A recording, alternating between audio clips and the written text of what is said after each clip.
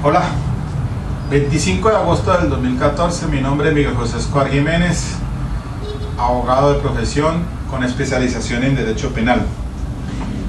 Bien, sigamos entonces con el tema que estamos charlando en relación con el juicio oral.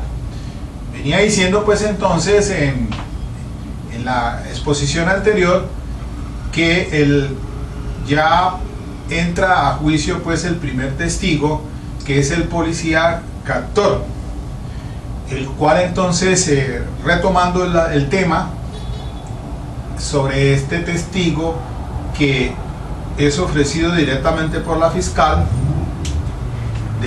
dijimos que ese testigo de manera directa, el fiscal es el único que le hará las preguntas sobre unos temas.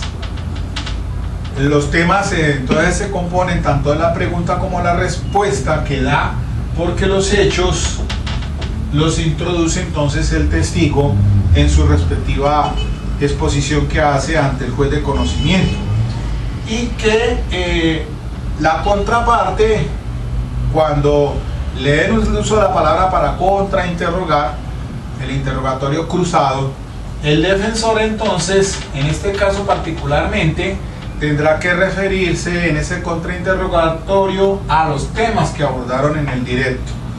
No se puede salir de allí, porque entonces será objetado por la fiscalía debido a que no fue tema tratado en el directo. En el contrainterrogatorio entonces la defensa en este caso pues hará su intervención con preguntas cerradas. Dijimos pues que no son preguntas abiertas como si las hace la fiscalía directamente, de diga cómo y cuándo, sino preguntas donde quien introduce los hechos va a ser el defensor en la pregunta, y solamente entonces el testigo se limitará a decir cierto o no cierto, verdad o no verdad.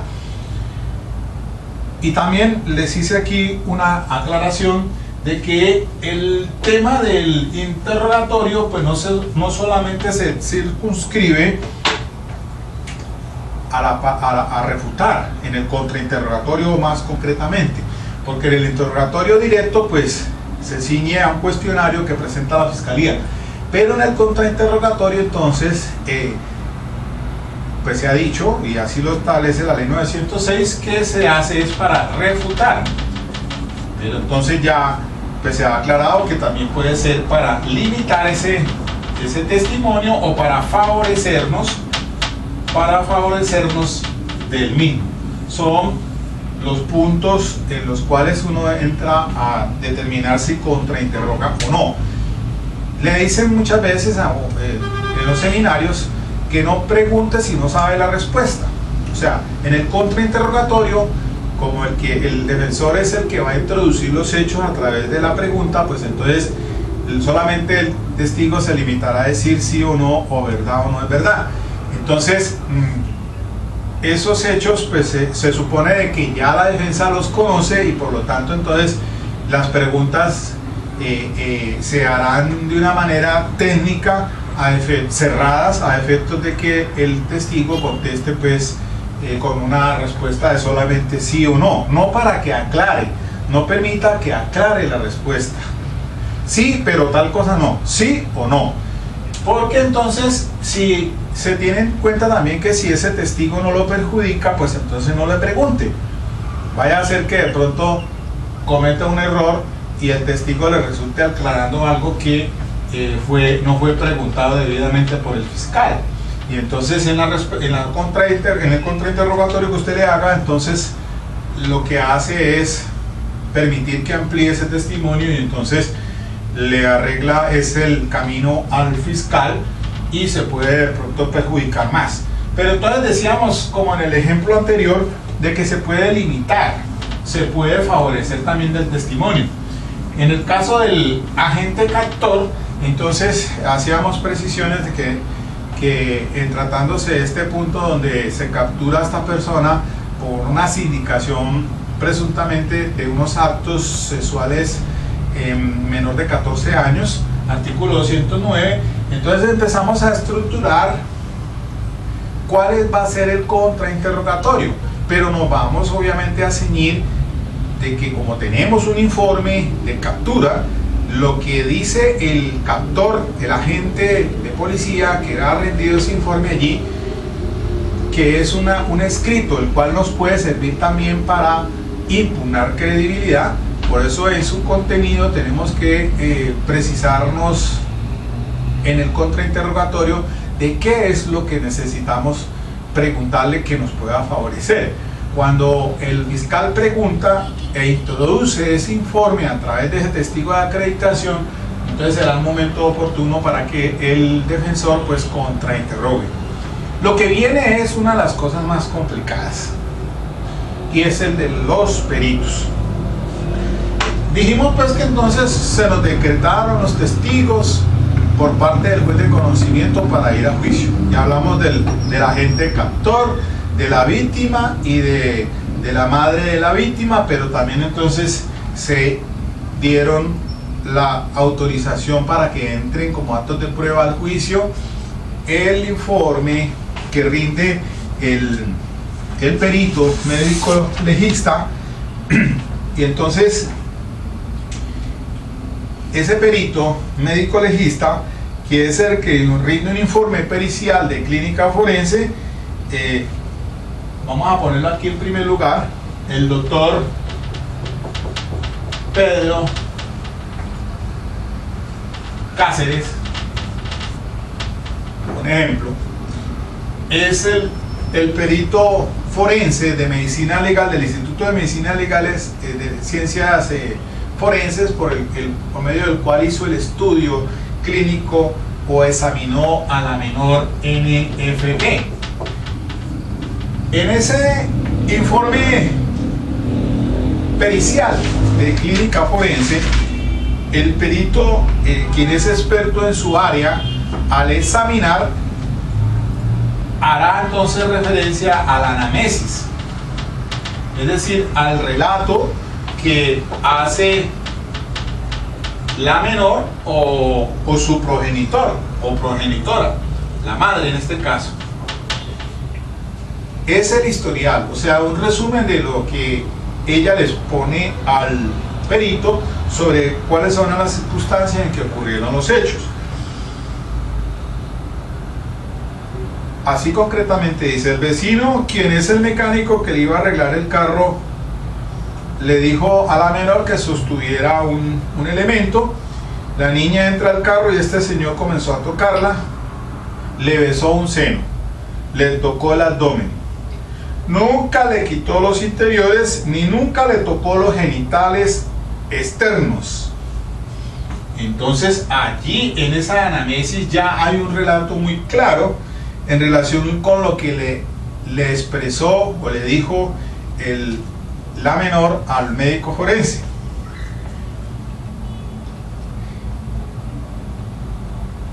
Comenzó a tocarla, o sea, hablamos de tocamientos, pero no dice ni concreta cuáles clases de tocamientos.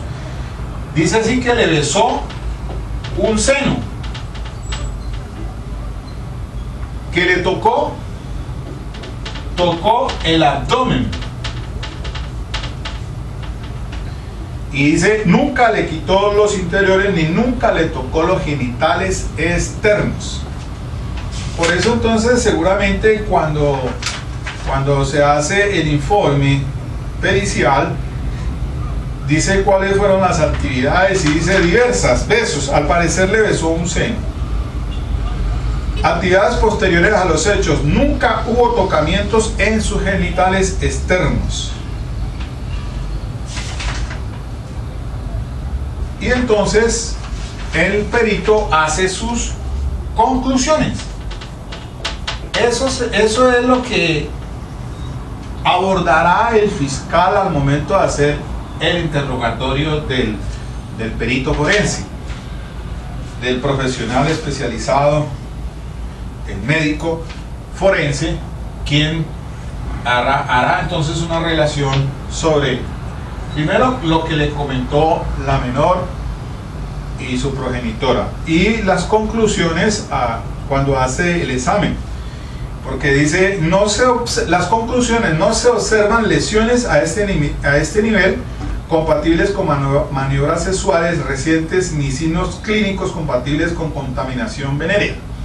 Ano de forma circular, hipotónico, no se observan a este nivel lesiones compatibles con maniobras sexuales recientes, ni signos clínicos compatibles con contaminación venérea. Se encuentra con un himen íntegro en forma circular, elástico, el cual puede permitir el paso del miembro viril erecto sin desgarrarse. Entonces tenemos pues que no hay una desfloración, está con himen intacto, y lo mismo en su parte anal, no se observan lesiones con maniobras compatibles con maniobras sexuales. De tal suerte que, si bien es cierto, tenemos un importante testimonio de un perito, él va a hacer relación única y exclusivamente en cuanto a la observación que hizo en relación con el examen clínico al cual fue sometido la menor y las conclusiones. Pero aquí sí se rescata es el anamnesis, porque hablamos de que hubo el beso de un seno como un acto sexual abusivo y le tocó el abdomen, los tocamientos, pero no habla de qué tipo de tocamientos. O sea, que lo que le expresó al médico forense, diferente a lo que aparece en el informe policial, cuando dice que la menor le comentó que le había tocado las piernas, que le había tocado el abdomen, que le había tocado los genitales y que le había besado los senos. Entonces aparece sesgado en cuanto a esa parte del testimonio, porque no coincide pues con lo que se dice inicialmente. Naturalmente que estamos ante un acto sexual, sí, de una menor, pero pues aquí vamos viendo de qué nos puede interesar, y en el contrainterrogatorio entonces que le haremos al médico forense, pues será ceñido única y exclusivamente entonces, más que todo, a la parte de la anamnesis, de qué fue lo que expresó la menor o la madre de la menor, principalmente por la menor, porque es que es ella la que está afectada como víctima directamente, porque la madre viene a ser un testimonio de referencia. Recordemos que en este sistema el testimonio de referencia es admitido excepcionalmente y nunca será suficiente para dictar una condena si aparece aisladamente ese testimonio de referencia. Segundo, tenemos entonces otro asunto que es de mucha trascendencia en este juicio de estos casos, porque también vamos a tener un contratiempo, digo así entre comillas, en relación con los psicólogos.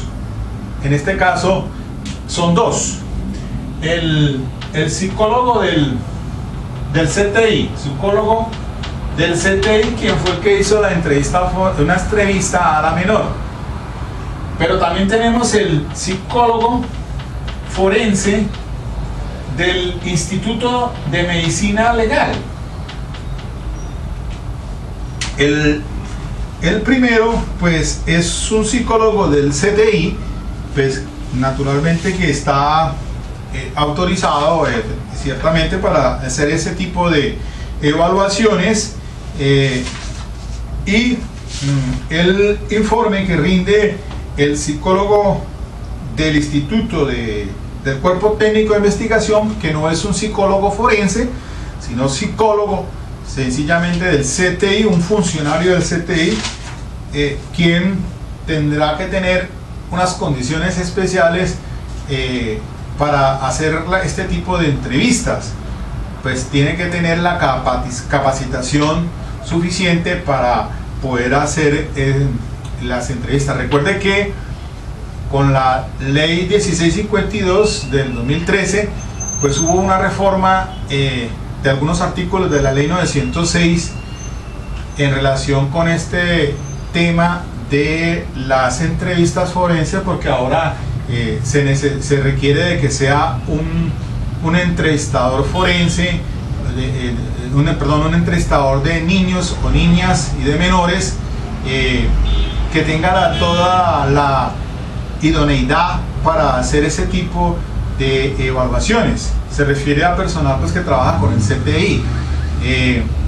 También hubo una adición al artículo 438 que sobre la prueba de referencia, porque en el inciso final pues se indica que se permite como prueba de referencia admisible la entrevista la declaración que rinda en el juicio oral por parte de este funcionario o este entrevistador.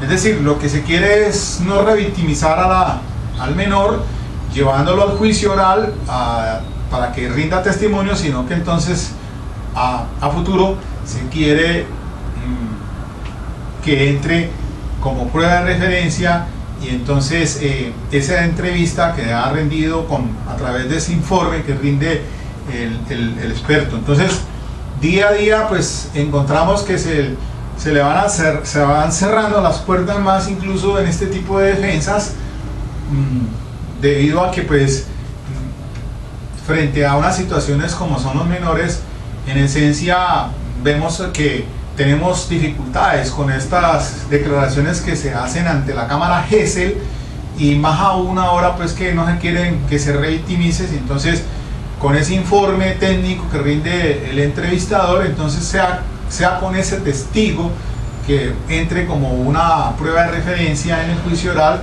y en conjunto con las otras declaraciones, el de los progenitores o el del denunciante o otros funcionarios, entonces sustenten pues el apoyo suficiente para dictar una sentencia bajo el convencimiento más allá de toda duda. Bien, se tiene entonces el informe que rinde el psicólogo forense. Es un informe pericial rendido por el psicólogo forense del Instituto de Ciencia Nacional de Medicina Legal y de Ciencias Forenses. Y este es un informe más estructurado, digámoslo así, el cual pues hace una evaluación previa a la identificación de la víctima, los hechos, hace una relación sucinta de hechos investigados según la información que se allega pues con los antecedentes o los procesales que se tengan, el motivo de la peritación, las técnicas que se habrán de emplear, la versión de los hechos según el entrevistado, la historia familiar también, los antecedentes personales, los antecedentes personales especiales, se habla del examen mental, también análisis psicológico forense, y por último las conclusiones. De manera pues que no es fácil hacer un contrainterrogatorio en tratándose de un perito forense. Se ahonda un poco más en relación pues con esta clase de declaraciones de peritos forenses y de otros funcionarios también que coadyuvan pues en la investigación, como los psicólogos del CTI, que no son forenses, pero pues también tienen un sustento probatorio. Y entonces hilando un poquito más delgado sobre este asunto del estudio al que se debe someter el entrevistado, en este caso el menor víctima, hay unos parámetros que frente a estos delitos se deben de seguir. Así encontramos unos protocolos que existen en Fiscalía y en Medicina Legal para la evaluación que se le debe hacer a estos entrevistados menores de edad, de acuerdo a su condición como tal, de acuerdo a su edad, porque eso tiene incidencia frente al protocolo que se debe utilizar. Por ejemplo, puedo decir lo siguiente: los análisis que hacen se regulan bajo algo que se conoce como el CBCA, es decir, análisis del contenido basado en unos criterios. Esos son unos protocolos que se siguen para este tipo de entrevistas a menores frente a delitos que son de carácter sexual. Se tienen en cuenta unos criterios, en mayor presencia de criterios, entre más existan, mayor presencia de criterios, habrá pues una mayor validez frente al testimonio. Es una evaluación, un test que se sigue por parte del entrevistador para tomarlo en cuenta pues a la hora de hacer su informe forense. El CBCA, o sea, el análisis de contenido basado en criterios, se sustenta en algo que se conoce como que las declaraciones de eventos que realmente hayan sucedido difieren en contenido, calidad y expresión de aquellos hechos que son frutos de la imaginación.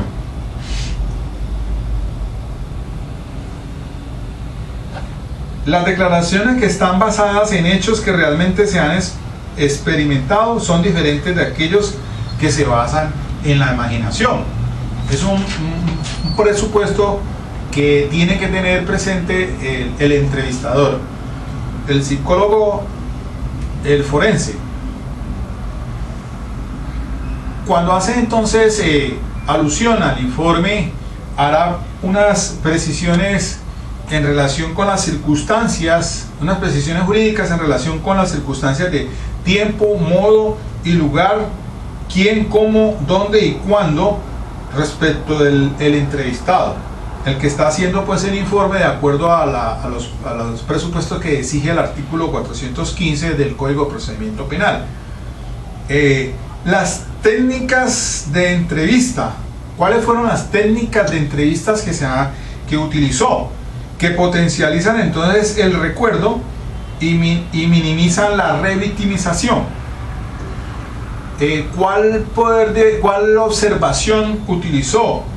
Es decir, si estaba el entrevistado ubicado en el tiempo y en el espacio, si era un lenguaje fluido, tranquilo, congruente, si es congruente con el mensaje verbal o no verbal.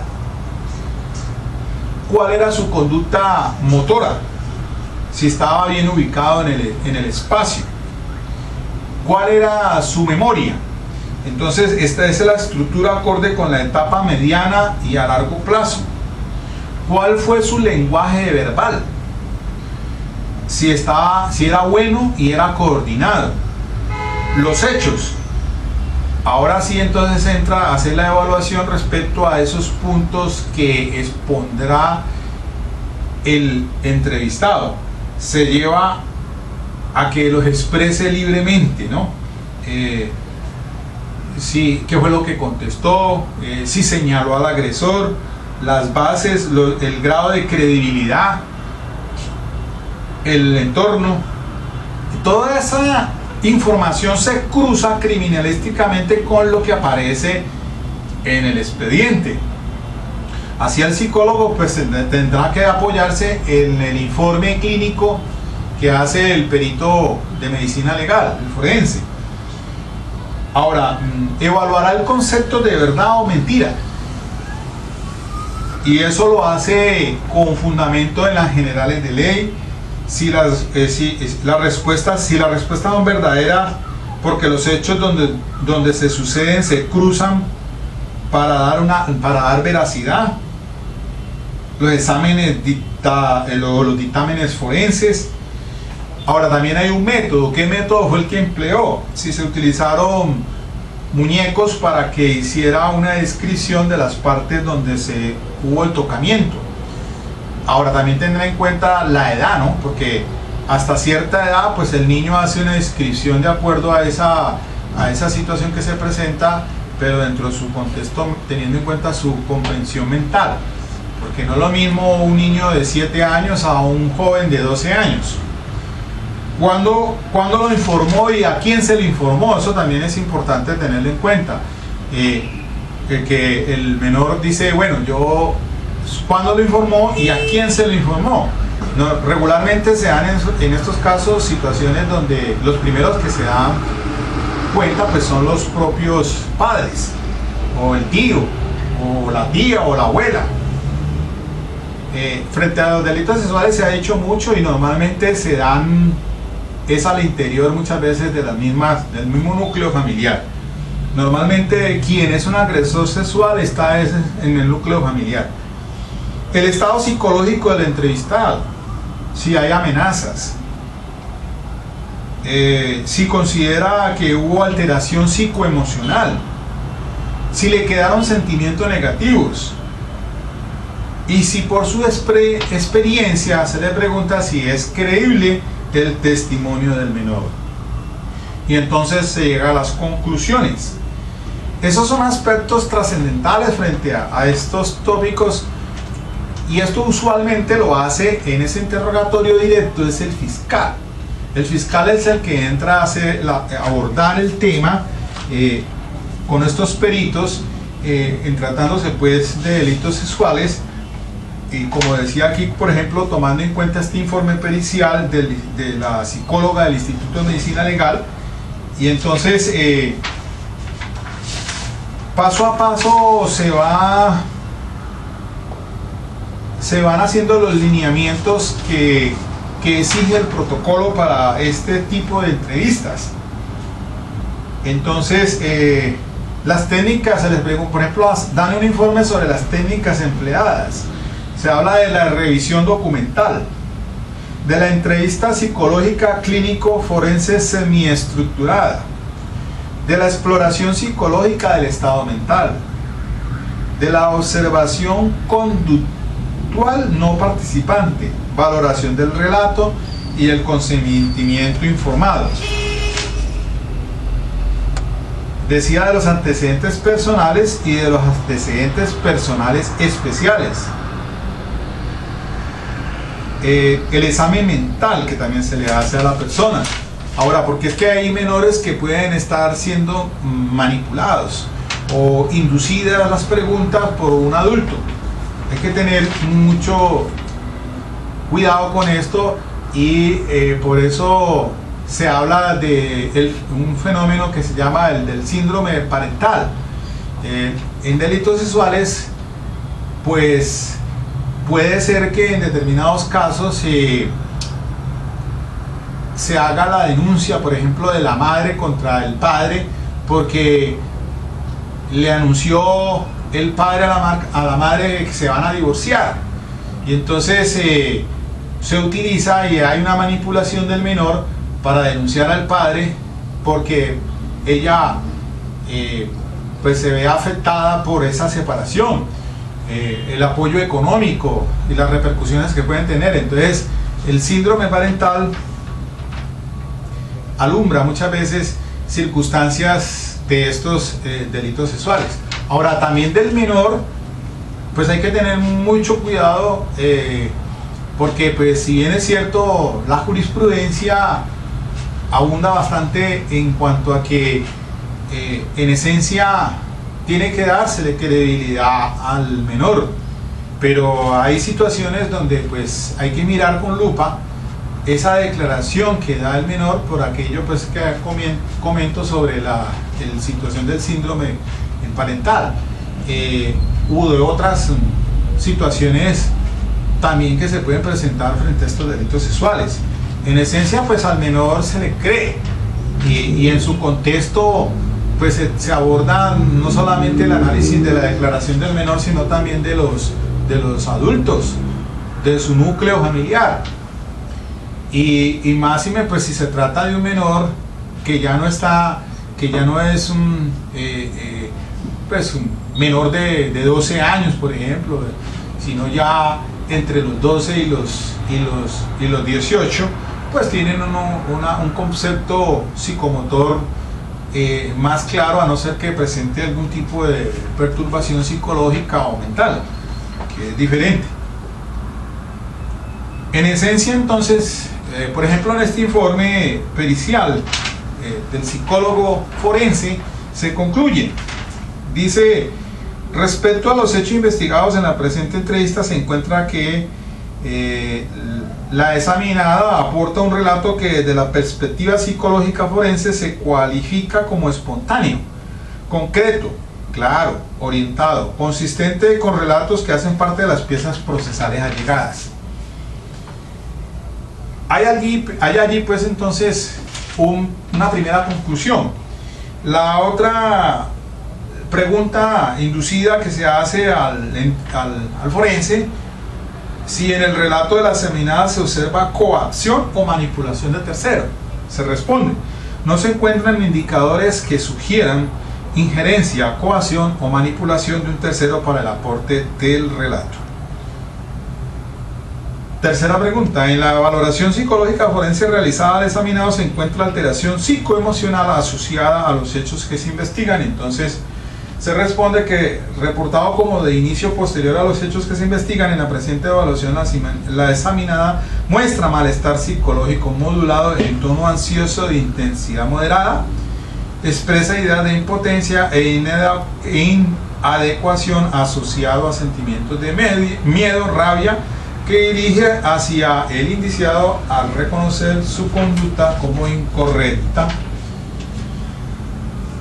Y esta valoración, pues, en estos términos, al confrontarla, al controvertirla en el contrainterrogatorio, pues no es lo mismo frente al testigo del agente captor, no es lo mismo frente a posiblemente al testigo de referencia de lo que informa la madre de la menor. No es lo mismo respecto a lo que informa directamente por la víctima. No será lo mismo en esos aspectos, pues, donde el testigo, pues, puede ser mejor enfocado en el contrainterrogatorio que en relación con el perito forense o el técnico del CTI, psicólogo que ha hecho la entrevista a la menor, además del informe clínico del perito forense, porque ya en el análisis en conjunto, dentro de la sana crítica y de la libertad de apreciación que le asiste al juez de conocimiento, pues está la de llegar más allá de toda duda razonable acerca de la autoría o la participación del delito y de lo que se está investigando. Ahí es donde hay un contratiempo, llamémoslo así, en relación con esta clase de testigos especializados, testigos que no son comunes, que si bien ellos no tienen una conceptualización respecto de los hechos que no conocieron directamente, sí dan una evaluación en cuanto pues a su intervención como experto en el área que se le está interrogando. Diferente es al testigo técnico o no técnico. Entonces, sobre ese aspecto, pues hay que andar piano a piano, despacio, porque es donde realmente va a estar lo más álgido o lo más complicado en desarrollo ya del juicio oral. De pronto pues se escinde el juicio oral frente a esa clase de testimonios, además porque con esos peritos es que se va a introducir pues el informe como tal, como elemento material probatorio, como prueba documental a través de ese perito. Bueno, dejemos así, complementando ya esta parte del juicio oral, pues en tratándose de peritos calificados, que será pues menester en otra oportunidad pues ahondar un poco más sobre este aspecto tan importante en desarrollo del juicio oral. Muchas gracias.